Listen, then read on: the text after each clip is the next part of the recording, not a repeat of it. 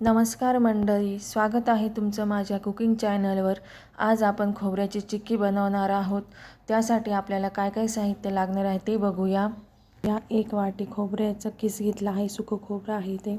त्याचबरोबरीने 1 वाटी चिक्कीचा गूळ घेतला आहे, तूप घेतला आहे आणि खाण्याचा सोडा आहे। चला तर आता आपण रेसिपीला सुरुवात करूया। चला तर आपण साहित्य बघितलेलं आहे। आता गुळाचा पाक करणार आहोत, पण त्या अगोदर आपण लाटणं आणि पोलपाटाला तुपाने ग्रीस करून घेणार आहोत। कारण आपण पाक केल्यानंतर आपल्याला तेवढा वेळ नसतो, त्यासाठी अगोदर आपण पोलपाट आणि लाटण्याला आपण जे साहित्य वापरणार आहे त्याला ग्रीस करून घेऊ। मी वाटीही वापरणार आहे, त्यासाठी वाटीलाही ग्रीस करून घेतलं। चला तर आता आपण गुळाचा पाक करणार आहोत।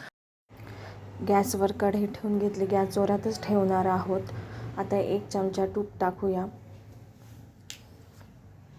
कढई गरम होण्यासाठी गॅस जोरातच ठेवला आहे। त्यामध्ये आता 1 वाटी गूळ टाकणार आहोत।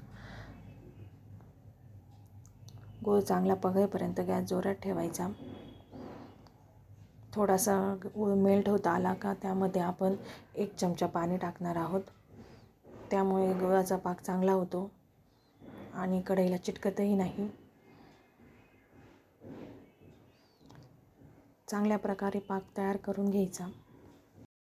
आपल्याला चिक्की कुरकुरीत हवी आहे, त्यासाठी पाक कडक करायचा आहे। किती वेळाने कोणता पाक तयार होतो हे मी तुम्हाला दाखवेलच आणि आपल्याला कधी थांबायचं आहे तेही दाखवेल। 1 ते 1.5 मिनिटानंतर गूळ चांगल्या प्रकारे वितळून गेलेला आहे। आता त्याला बबल्सही आलेले आहेत। आता 2 मिनिटं चांगलं मंद आचेवर शिजवून घेऊया। अजून तो तयार झालेला नाही आहे पाक, पण मी तुम्हाला चेक करून दाखवते। चेक केला होता, आता हे दुसऱ्यांदा चेक करत आहे। गोळी चांगल्या प्रकारे तयार झाली आहे। आता आपल्या चिक्कीचा पाक तयार झालेला आहे। तर आता आपण पटकन गॅस बंद करून थोडं खोबरं टाकून घेणार आहोत। त्यात किती बसेल तेवढंच प्रमाणात आपण त्यात खोबऱ्याचा किस टाकणार आहोत। मिक्स करत राहायचं। ही प्रोसेस खूप पटपट करावी लागते। चांगल्या प्रकारे मिक्स करून घेणार आहोत। थोडं करून आपण यात सर्व खोबरं टाकणार आहोत। पटकन टाकलं तर ते चांगल्या प्रकारे मिक्स होत नाही, त्यासाठी मी हे थोडं आता सर्व टाकून दिलं आणि चांगल्या प्रकारे मिक्स करून त्याचा एक चांगला गोळा तयार करून घेणार। या स्टेजला आपल्याला पटपट हात चालवायचा आहे। आता आपण हे ग्रीस केलेल्या पोलपाटावर काढून घेऊ।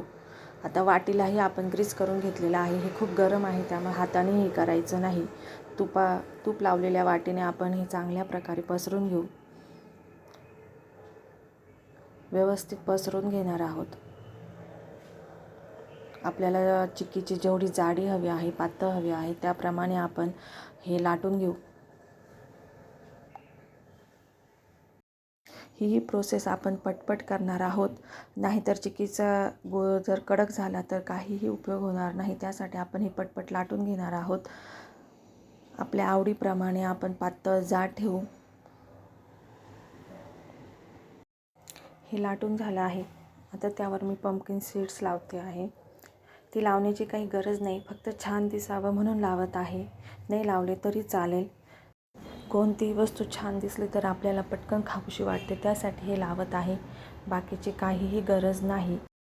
तुम्हाला जर माझी रेसिपी आवडली असेल तर एक लाईक नक्की करा आणि सबस्क्राईबही करा। आता आपण पंपकिन सीड्स लावून घेतले आहेत। त्यावर एक वाटी फिरवून घेतली, त्यामुळे ते चांगले आतमध्ये जाऊन बसतील। आता आपण सुरीने चांगले कट करून घेऊ। तुम्हाला जो आकार हवा असेल त्या आकारात तुम्ही ही चिक्की कट करून घ्या। कट मारून घ्यायचा आहे फक्त। तुम्हाला जो आकार हवा असेल, लहान मोठी चिक्की, त्याप्रमाणे तुम्ही कट करून घ्या।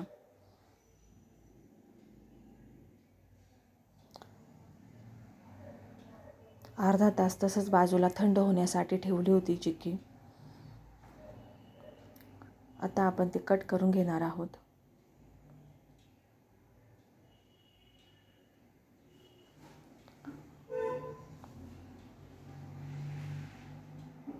किती छान प्रकारे आपली चिक्की तयार झाली आहे.